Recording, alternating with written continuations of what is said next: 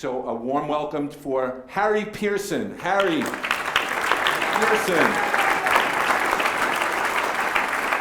You have to shake my hand.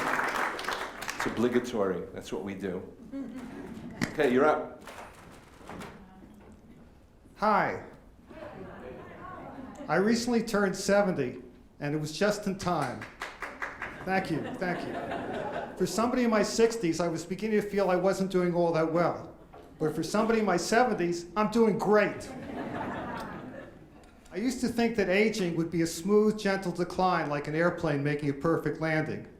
Now I know better. It's like falling off a series of cliffs. One day you wake up and you can barely stand on your left leg.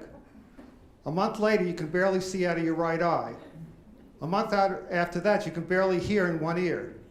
Fasten your seatbelt, it's going to be a bumpy landing. So a lot of seniors try to improve their health by changing their diet. I told a friend of mine I had not eaten meat in 25 years. He says to me, "Oh, are you a pescatarian?" I said, "No, I'm Jewish." So I looked that up when I got home, and it turns out that somebody like me, who does not eat meat but does eat fish, eggs, and dairy, is called a lacto-ovo-pescatarian. Let me repeat that. Lacto-ovo-pescatarian. It's 9 syllables. It would be so much easier to just start eating meat again than to keep repeating and explaining that. So many people our age end up getting hip replacements, shoulder replacements, or knee replacements, or even worse, end up getting organs replaced like hearts or lungs or kidneys. If less than 50% of me is original equipment, is my birth certificate still valid? Or do I need to get it amended with the names of all the manufacturers and organ donors? So I recently had my own rite of passage into old age. I had surgery to replace and fuse vertebrae in my neck. Now, I'm thrilled that I'm feeling better, but I do have some suspicions as to whether they actually performed surgery. I was in the hospital less than 24 hours. The incision on my neck did not require a single stitch, and I've had paper cuts that took longer to heal. So did they really do surgery? Well, when I take my car to the mechanic, he gives me back the used parts. When I asked my surgeon for my used parts back, he looked at me like I was crazy. He said, "What do you think I am, a mechanic?" I said, "Definitely not. When I take my car to the mechanic for an oil change, he doesn't give me a bill for a brand new Mercedes."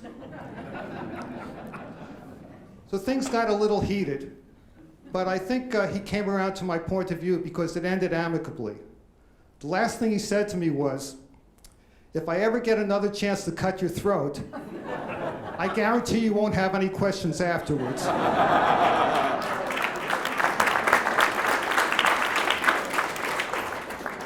Now, before my surgery, my surgeon told me he was going to use cadaver bone to replace my vertebrae. I was not thrilled. The one thing you know about cadaver bone is that you never know where it came from, but you know it did not work out well for the first owner. So my feet hurt, and I went to the podiatrist. And the podiatrist said she wanted to do a test for neuropathy. So I asked for a little more information. And she explained that it's an extremely painful test, and if they find I have neuropathy, there's nothing they can do for me. So I said, "Why on earth would I want a painful procedure that can't possibly help me?" And she said, "Because it's paid for by Medicare." Now, I like Medicare as much as the next senior, but for most seniors, there are things that Medicare doesn't pay for. For example, dental care, vision correction, hearing aids, but fortunately, nobody in this room has any problems with their eyes, ears, or teeth, right?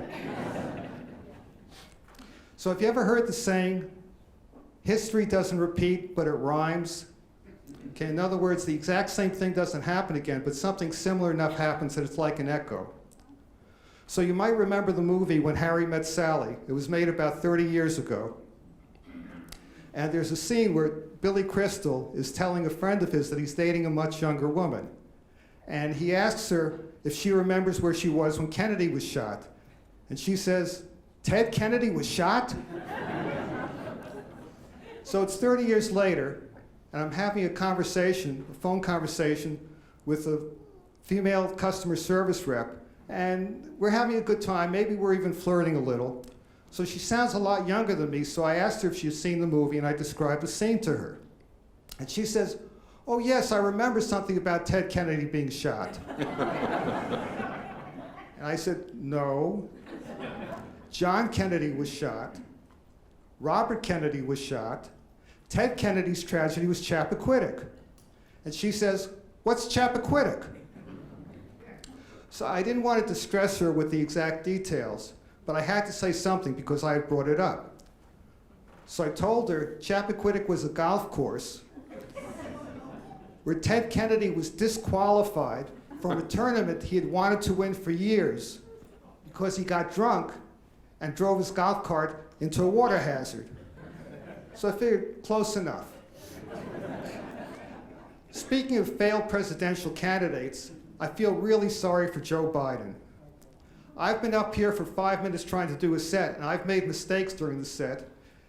And Joe Biden is 7 years older than I am, and he's making gaffes all the time, and it's being reported in the news all the time. He might have to change his campaign slogan to, "I said what?" So scientists are telling us that the first person to live to 150 years old might already have been born. God forbid it's me. 150 years? To me, that's not a blessing. 150 years is a prison sentence you give a serial killer. Well, you've been a great audience, but I have to get back to the old age home before they realize I snuck out. Good night. Harry Pierson. Harry Pierson, everybody.